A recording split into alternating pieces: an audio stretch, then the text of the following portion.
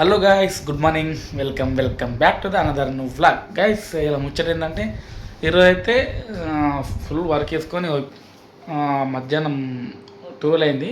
12కి వచ్చి పడుకొని ఇప్పుడు లేచిన. టైం అయితే 4 అయింది. ఇక సమ్మర్ కదా గైస్, సమ్మర్లో మనకు డైలీ వ్లాగ్స్లో అంటే సమ్మర్కి బయట దిగేస్తలేదు. డేంజర్ మన ఏది ఎండ కొడుతుంది. ఇక మనకు ఏసీ పెట్టించినాం కదా, కొంచెం బెనిఫిట్ ఉంది. ఎందుకంటే ఫుల్ వర్క్ వేసి వచ్చి కొంచెం ప్రశాంతంగా రెస్ట్ తీసుకుంటున్నా. ఇంకోటి ఏంటంటే ఇవాళ ఇప్పుడు ప్రజెంట్ డీజే పెట్టేసినాము ఫంక్షన్లో.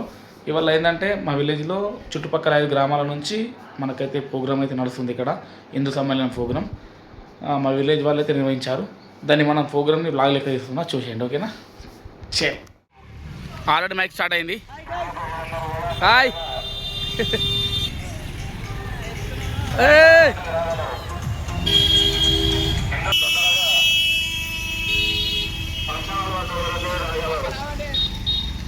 గాయస్, ఆల్మోస్ట్ ఇంకొక 10 minutes అయితే మన కింద సమయం స్టార్ట్ అవుతుంది. మొత్తం బైక్ చూడండి వెళ్ళిపోతారు ఫంక్షన్లకి. చలో, హిందువుల గురించి మొత్తం మీటింగ్ ఉంది వల్ల మనం పూర్తి వివరాలు మనం బ్లాగ్లో తెలుసుకుందాం. ఓకేనా? చలో.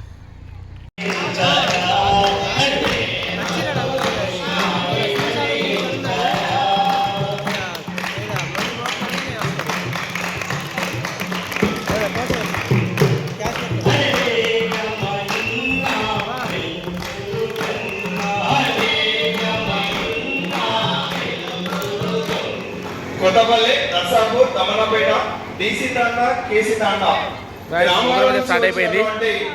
ఇప్పుడే గ్రామ పెద్దలకు, సర్పంచులకు, వీడీసీ మెంబర్లకు, గ్రామ యువకులకు మరియు అక్క చెల్లెలకు, పెద్దమ్మ చిన్నమ్మ అందరికీ కూడా స్వాగతం, సుస్వాగతం. నేటి కార్యక్రమానికి ముఖ్య అతిథులుగా విచ్చేసినటువంటి మన అతిథులను హిందూ సమ్మేళన కమిటీ అధ్యక్షులు శ్రీ వేళ్ళ గంగాధర్ గౌడ్ గారు వేదిక మీదకి తీసుకురావాల్సిందిగా ప్రత్యేక మనవి. Please come to the dais.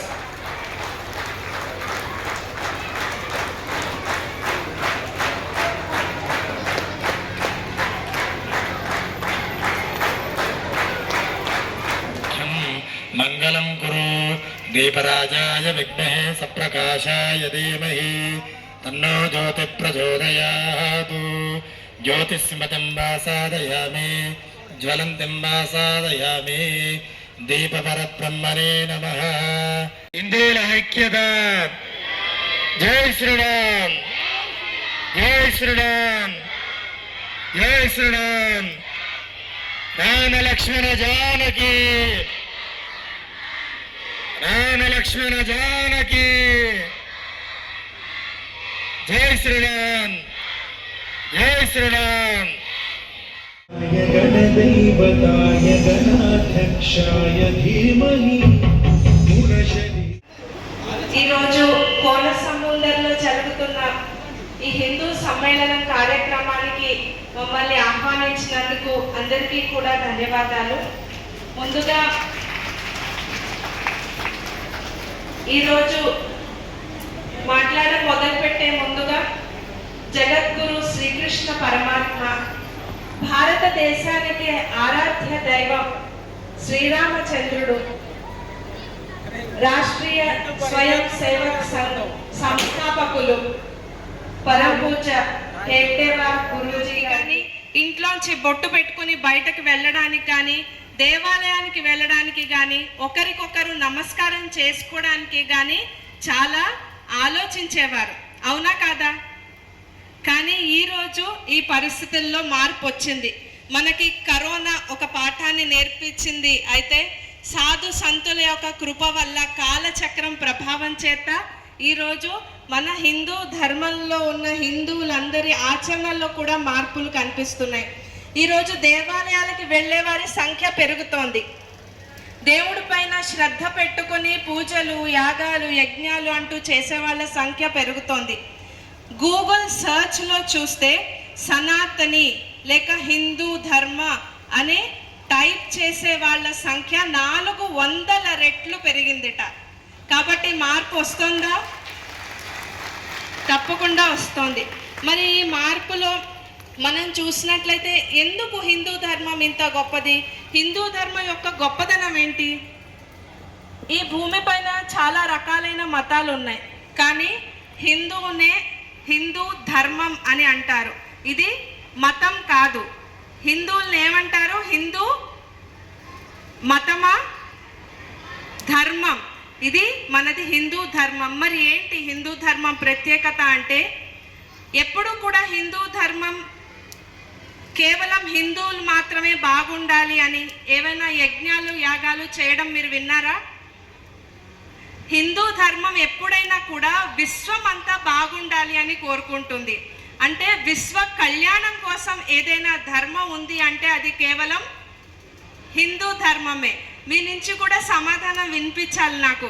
విశ్వ కళ్యాణానికి ఏదైనా ధర్మం ఉంది అంటే అదేది? హిందూ ధర్మమే. అలాంటి హిందూ ధర్మం ఎప్పుడూ కూడా కొంతమంది గురించో కొన్ని వర్గాల వారి గురించో ఆలోచించదు. ఈ విశ్వమే నా ఇల్లు అనే బోధన మనకి హిందూ ధర్మం ఇస్తుంది. ఇక్కడ చూసినట్లయితే ఎప్పుడైనా సర్వే భవంతు సుఖినః అంటూ ఉంటాం. సర్వే జన సుఖినో భవంతు అంటాం. అంటే ఏంటి? అందరూ బాగుండాలి అని మనం కోరుకుంటాం కదా.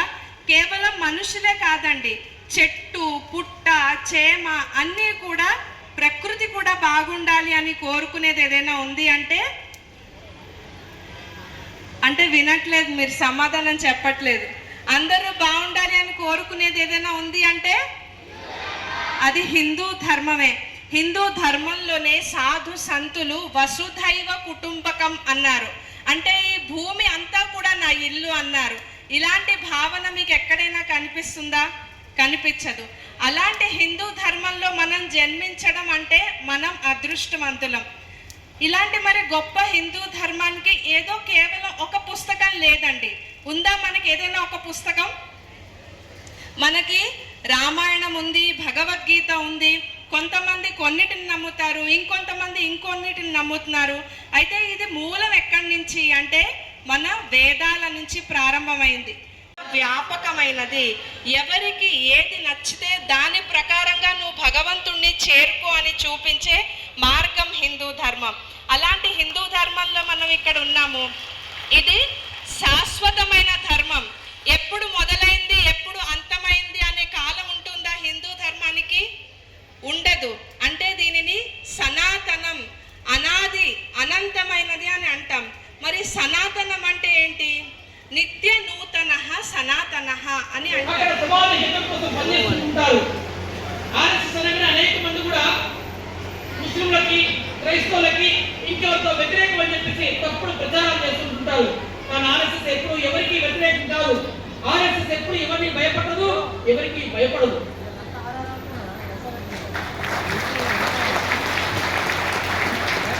ఒకసారి హర్యానా దగ్గర చాకరీ దాచి అయినటువంటి స్థలంలో కూడా 2 విమానాలు ఆకాశంలో ఢీకొన్నాయి. ఆ 2 విమానాలు ప్రయాణిస్తున్నటువంటి వాళ్ళందరూ కూడా ముస్లింలే. అందరూ కూడా ప్రయాణికులందరూ కూడా అక్కడ కింద గురించి అందరూ చనిపోయారు. వెంటనే ప్రమాదం జరిగిన తర్వాత తెలిసిన వెంటనే స్థానికంగా ఉన్నటువంటి స్వయం సేవకులందరూ కూడా ఆ ప్రదేశానికి వెళ్ళారు. వెళ్ళి అక్కడ ఉన్నటువంటి చనిపోయినటువంటి ఆ శవాలన్నీ కూడా ఒక దిక్కు సరిగా భద్రపరిచారు. వాళ్ళ యొక్క సామాన్లన్నీ ఒక దిక్కు భద్రపరిచారు. భద్రపరిచి స్థానికంగా ఉన్నటువంటి ఆ ముల్లా మౌలికి సంబంధించిన మసీద్ వాళ్ళకి అప్పచెప్పారు. అక్కడికి వచ్చినటువంటి ముల్లా మౌలి ఇతర ముస్లిం మత పెద్దలను చూసి చాలా ఆశ్చర్యపోయారు. అరే ఆర్ఎస్ఎస్ వాళ్ళు మాకింత సహకరించారు, సేవ చేశారని చెప్పేసి. ఆ తర్వాత స్థానిక మసీదులో ఉన్నటువంటి ముల్లా ఆర్ఎస్ఎస్ స్వయం సేవకుల్ని మసీదుకి ఆహ్వానించారు. ఆహ్వానించి వాళ్ళందరినీ సన్మానం చేశారు. సన్మానం చేసి ఏం చెప్పారంటే, ఇప్పటి వరకు మేము ఆర్ఎస్ఎస్ గురించి తప్పుగా విన్నాము. ఆర్ఎస్ఎస్ అంటే ఇస్లాంకు వ్యతిరేకమని, ముస్లింలకు వ్యతిరేకమని చెప్పి మేము విన్నాము. కానీ ఈరోజు మీరు వాళ్ళకి చేసినటువంటి సేవలు చూసిన తర్వాత మా యొక్క అంచనాలన్నీ కూడా తప్పుకొని తేలాయి. ఆర్ఎస్ఎస్ అంటే మానవత్వానికి చిరునామా, ఆర్ఎస్ఎస్ అంటే సేవకు చిరునామా అని చెప్పేసి ఈరోజు మేము తెలుసుకున్నాం అని చెప్పేసి అక్కడ స్వయం సేవకులకు సన్మానించారు. ఇలా ఆర్ఎస్ఎస్ ని దగ్గరగా చూసినటువంటి వాళ్ళందరూ కూడా ఆర్ఎస్ఎస్ యొక్క గొప్పదనాన్ని ప్రశంసించకుండా ఉండలేకపోతున్నారు. ఈరోజు ఆర్ఎస్ఎస్ దేశంలో కూడా 1,70,000 పైన సేవా కార్యక్రమం నిర్వహిస్తుంది. కొండల్లో కోడల్లో అడవుల్లో ఎక్కడెక్కడైతే ప్రభుత్వం కూడా అక్కడ చేరుకోలేదో, ఎక్కడెక్కడైతే ప్రభుత్వ సౌకర్యాలు కూడా లేవో అట్లాంటి స్థలాల్లోకి ఆర్ఎస్ఎస్ స్వయం చేతులు నడుచుకుంటూ వెళ్ళేసి అక్కడ విద్య, వైద్యము, ఉపాధి కల్పన, మనిషికి కావాల్సిన సంస్కారం అందించేటువంటి భజన పాటల్ని, మంచి మంచి శ్లోకాల్ని, మంచి నీతి కథలు చెప్తూ అక్కడ సమాజాన్ని ఒక మంచి దిశలో వెళ్లే విధంగా ప్రయత్నం చేస్తున్నారు. ఏ నాటి ప్రభుత్వ సహకారం లేకుండా 1,70,000 పైగా సేవా కార్యక్రమాలు ఈ దేశంలో నిర్వహిస్తున్నటువంటి సంస్థ ఏదంటే అది ఆర్ఎస్ఎస్ మాత్రమే. ప్రపంచంలో ఇంకే దేశంలో కూడా ఇంకే సంస్థ కూడా ఇన్ని లక్షల సేవా కార్యక్రమం చేసిన సంస్థ ఏమీ లేదు. సేవ అంటే ఆర్ఎస్ఎస్ కేరా పద్ధతిగా ఉంది ఇప్పుడు దేశంలో.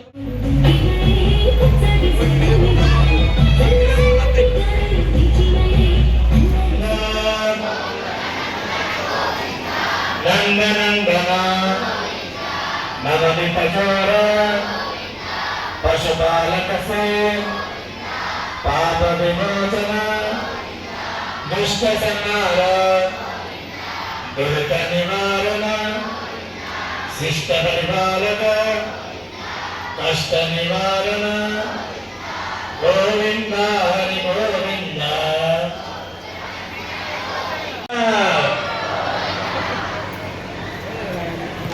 గాయస్ మనకైతే హిందూ సమ్మేళనం అయితే మీటింగ్ అయితే అయిపోయింది, చూసారు కదా.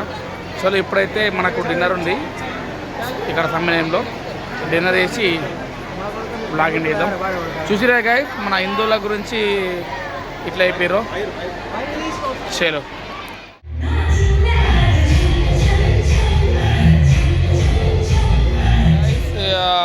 డిన్నర్ అయితే ప్రిపేర్ చేసారు, చెప్పిన ఇంతకుముందు.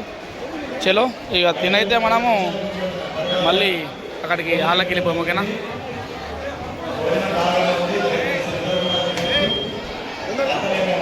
చలో గాయస్ బాయ్ బాయ్ ఇదండి బాయ్. చలో గాయస్ ఇంతతో బ్లాగ్ ఎండ్ చేస్తున్నా. మరిన్ని బ్లాగ్స్ కోసం మన ఛానల్ సబ్స్క్రైబ్ చేయండి. State thanks log bye.